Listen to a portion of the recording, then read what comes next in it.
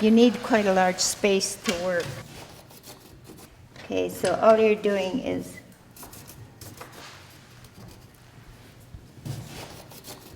because see, it's just a very thin layer. This is kind of like a dye. It'll discolor your bark. If you don't take it off, it's going to go through the material. So you want to be sure to get it all off. So that's what you'll be doing, okay, to all your bark, okay? You want to get this off as soon as you can. In fact, I usually do it in the woods, and I miss that in the woods. I honestly wouldn't make it. Is this already the bark staining it? Yeah, yeah. And it just darkens up naturally too over time.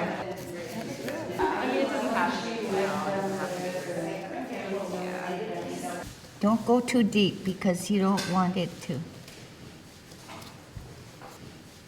So is that where there was a little knot? Yeah, a little tiny branch. Okay, just leave it. Yeah, because I didn't want to make a hole. No. That one I would just take and, yeah. You'll use it, but you'll just.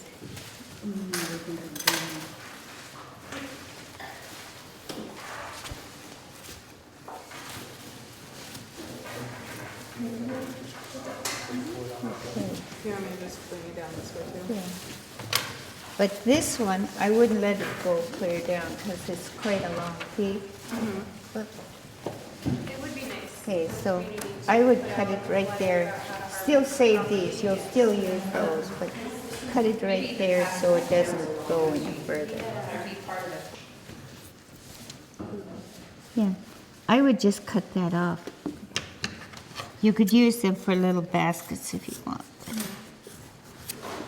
So you're cutting out at both ends where it's split? Where Is it's that split right? like that, because that's what, see, the tree had a little, when she pulled it off, it had that bark right in there, see?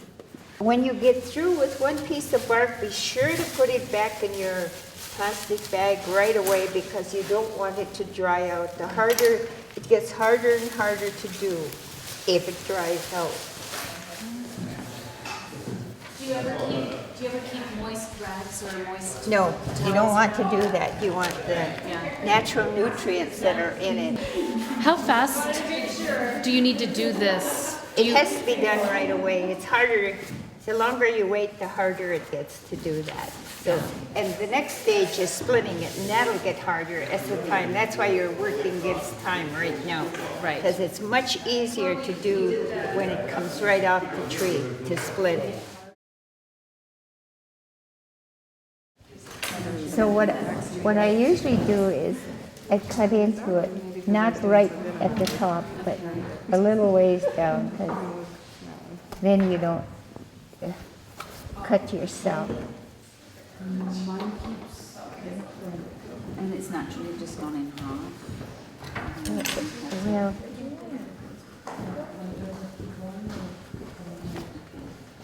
yeah, as soon as you see it kind of a little sliver come off, be sure to, like this part here, is see, You want to get that. right, be sure to keep equal pressure on each side. Keep checking that end. Right. Don't wait to go too far when it does that, when it splits. Go right away to where it's splitting.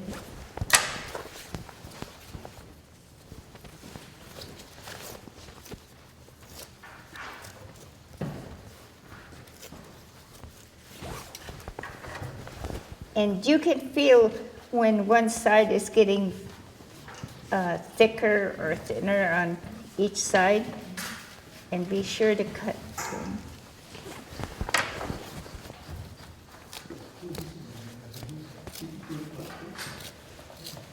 It's important to keep each side equal. If it feels like you're putting too much pressure on that side, just turn it around and see that got, feel it, that got thick right through there. Oh, yeah. So then you take it and just make a real thin cut there. Okay.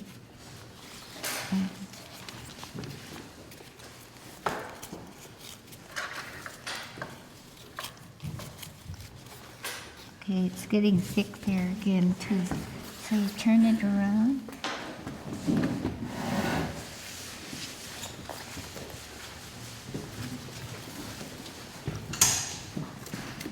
Okay, there you go.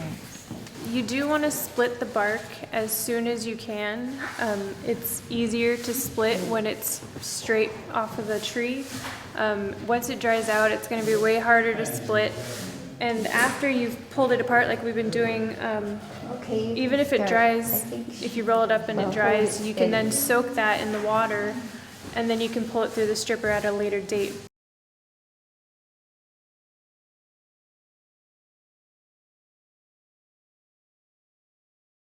This side will be your warp, and this side will be your weft. The one that is on the alongside the outer bark that you've split away is woodier. It's not next to the tree with the xylem where the moisture goes up. It is going to be for plaiting or for warps. And the one against the tree is got more moisture, so you'll twine with it. Well, usually what I do is I take my warp and I keep it separate from the weft. So show me what you do to start. Okay, Nani likes to use the smaller side because it's a little bit easier to work with. And you can see where it's starting to thin out up here. I would just go in right through there, just kind of start that way, and then you can start working your way down this way towards the thicker end. So even right here, you'd be able to just put your knife in all the way across.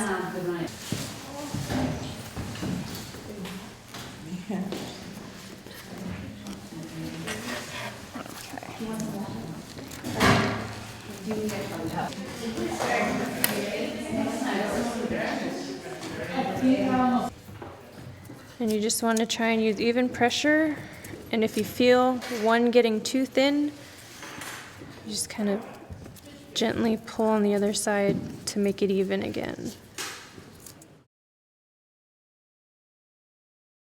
This side's really thin already. It's a nice weaving piece already.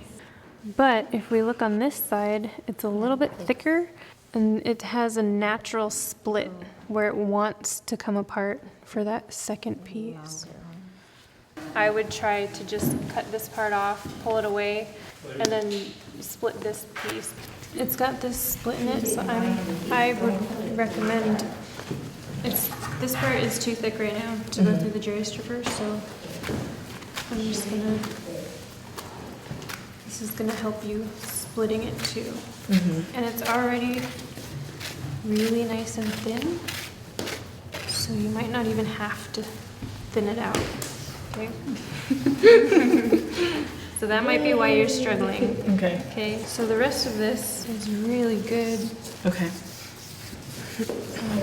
You can just send this right through. Okay. It does get a little bit thick right here, but that won't be a problem. And see how it's kind of, it's already wanting to come away, that thick part. So we'll just pull that right off, and the rest is good to go. So you can go ahead and coil that up so it doesn't dry out. So feel yours, feel how thin that is, and then now feel how thick this one is. Oh yeah. Yeah. Feel the difference? Twice the size for Right. sure. So, and you can see right here, and all along the edge there, Just like that lip. yep, that's where it's gonna naturally wanna split. Cut that off here too. So my length was going kind of thick, thin throughout the whole piece. So some of it I could split, and then I got to a point where it wouldn't let me split it anymore. So Delores is just going through now and picking out sections. Okay. So you're gonna have to split these in half again. And they're too wide to go through, so I usually do this down here. That way it goes straighter, see? If you pulled it, then it would just go right to the side. So some of these lengths of cedar bark, we have now split once, Yes. and now we're splitting them again. Yes, some of them you're getting 3 pieces out of it because it was pretty thick. Because it was pretty thick, Thick this material. way. Yeah.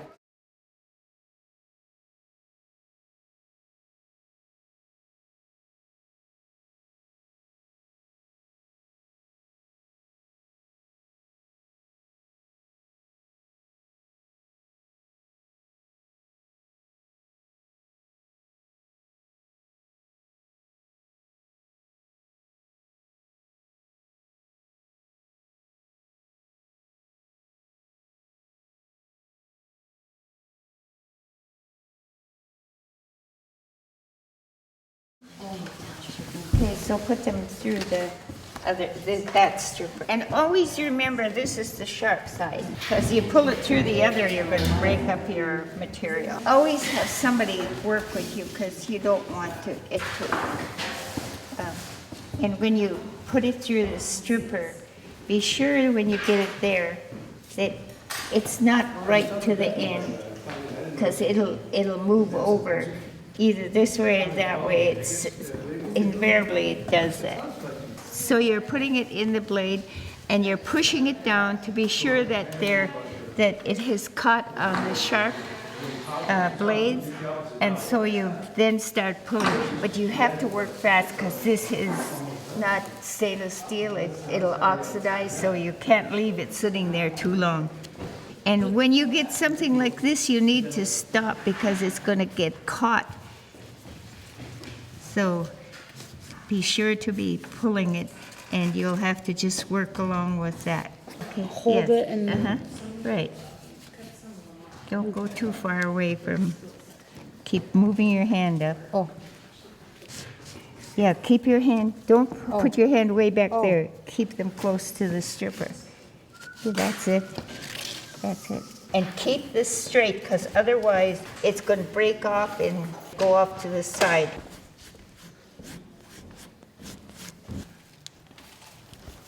And keep it straight with your hand on that side. See, but if it stops, like it just stopped, it means that it's caught. Don't wait too long. Pull it right away. Okay. This one. Okay, right. So then, yeah, don't keep pulling at it if it's hard to pull. After every time you go through it, be sure to, because otherwise, if there's bark hanging on it, then it doesn't go through that good. It impedes the movement of the bark. Okay, keep it. Oh, down. Yeah, keep it in line with these. Oh. You're going to the side, keep it in line. Don't let it go to the side. If it feels tight, then stop, push it down, and look and to make sure that it's not getting stuck there. You might want to plait, so I would use the bigger one. Say you want to plait a bottom instead of. we're doing this one? Instead of Yes. twining or something. Yes, then you would use this one.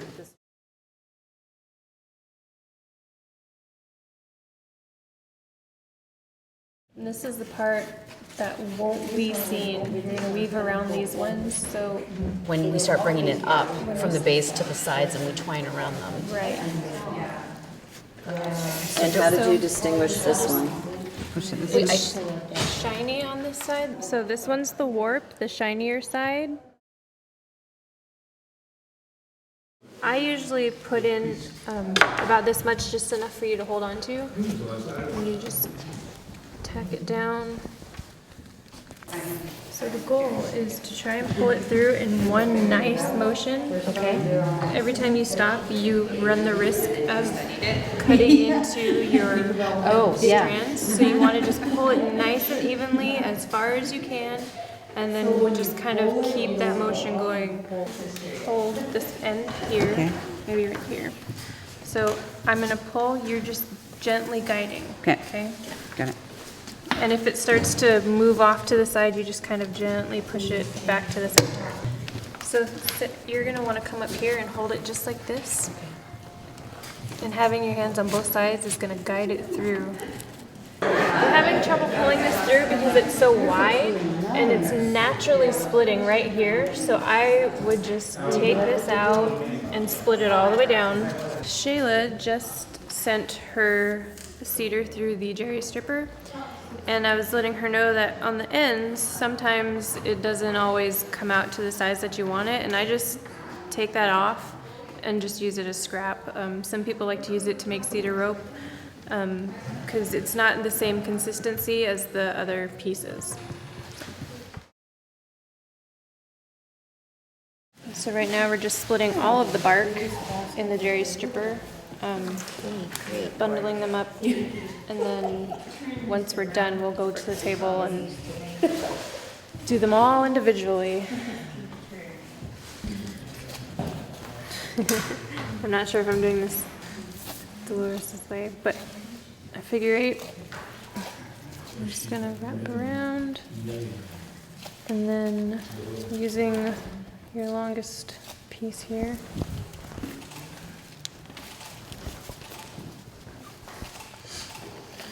just make your loop, okay, and then tuck that underneath. Pull it a little bit tight, and that way it doesn't get tangled, and you can just pull this right out and get started. It won't be a big knot. Am I putting this back in my bag? Does it stay Yeah, in my until bag? you or do am I- your figure 8s. Yeah, you want them to stay there. Oh, okay. So you'll okay. do your figure 8.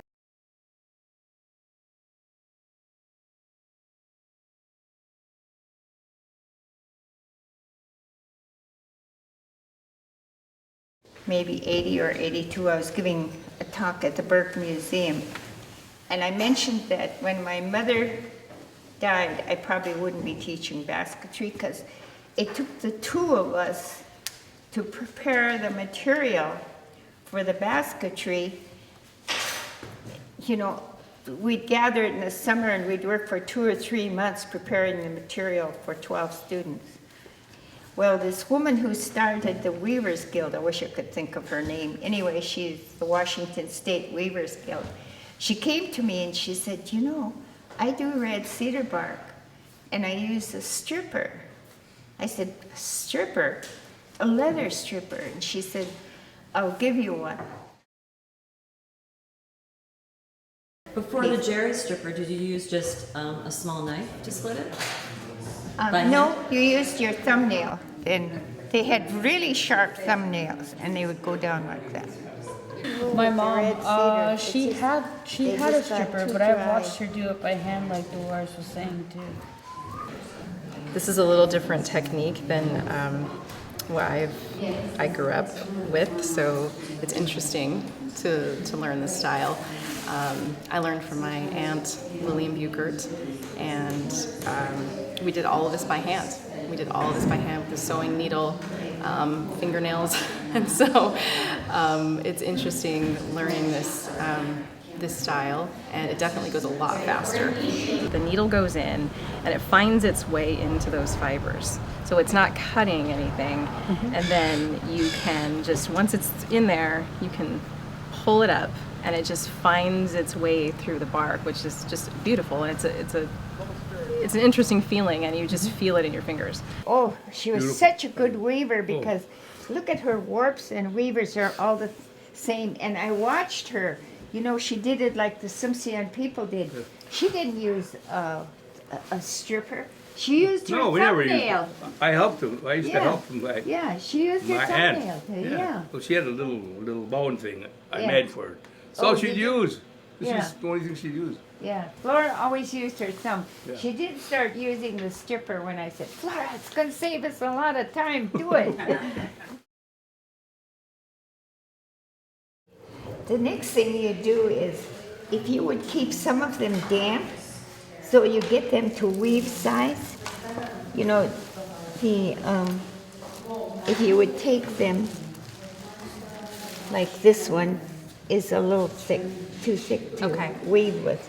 So you would take it, and don't try to save it on the end. And if you take it between your fingers, and if you feel it getting thick, like if this side feels like it's getting thin, then pull it. On the other on side. the opposite side. Yeah. To keep it even. Yes, to keep it even. When you decide to split it, just make a cut into it. And it doesn't matter how close you, because you'll get it centered.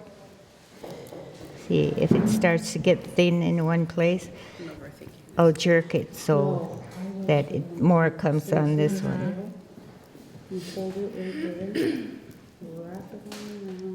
And sometimes if I jerk it too much, it goes, see, like this went too thin. And if there's this size, I'm not going to like to weave with them, so I keep those for warp. Okay. No matter where they were, if they're that short, then I just go ahead and make warp out of them for the basket.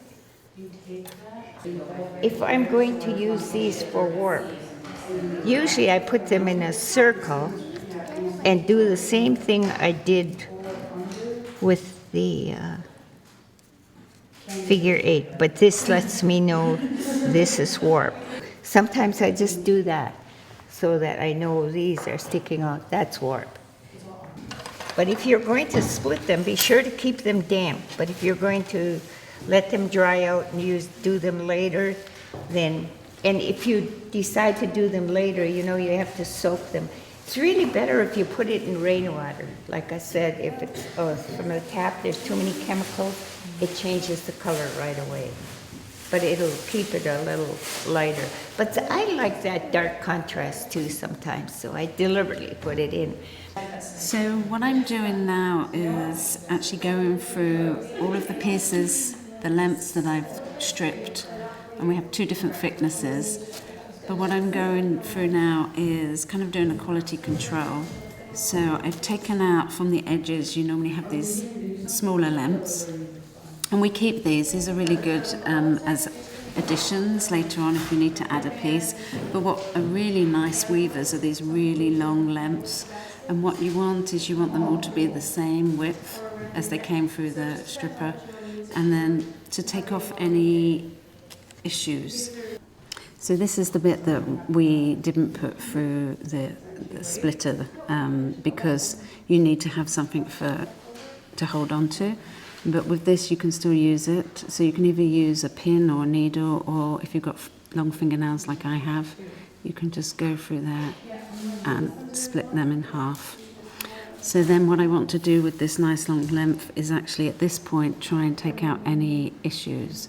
So what I mean by that is if they're splitting in any way. So you see this little edge here? I'm just going to tease that out. So you don't want to go too far, so if it's starting to take too much off, I'm actually just going to cut it off.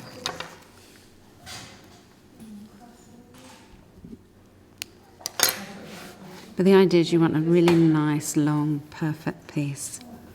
I'm also checking the thickness. There have been some of the ones that I've now tied that feel like they get too thick when you're weaving. You would like, it's a bit like beadwork. You want the beads to all be the same size, ideally, just because then you'll get a really nice, even weave. And then also ends like this. This is probably where you would start weaving, where it's the correct thickness.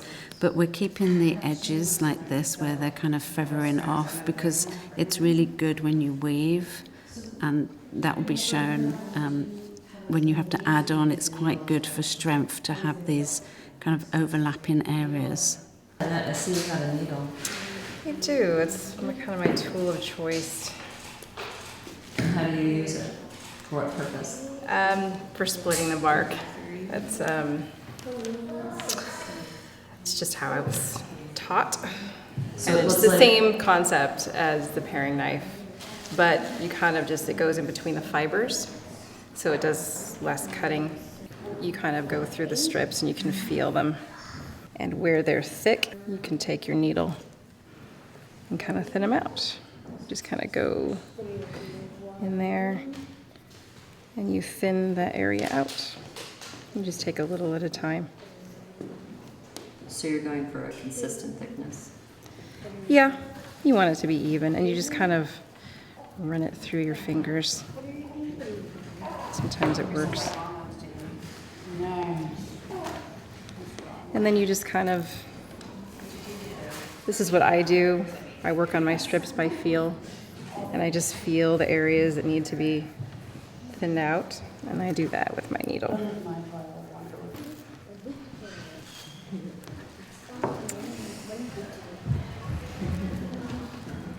Sometimes, there we go. We just pull lightly so it just gets just a little bit of the bark off.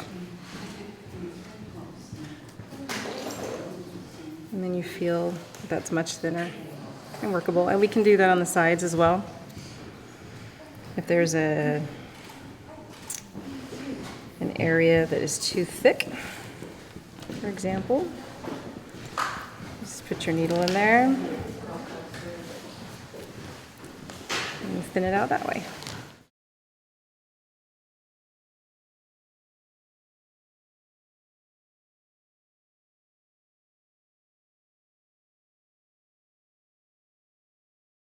Today will be the last day you can do it. Tomorrow it'll be moldy.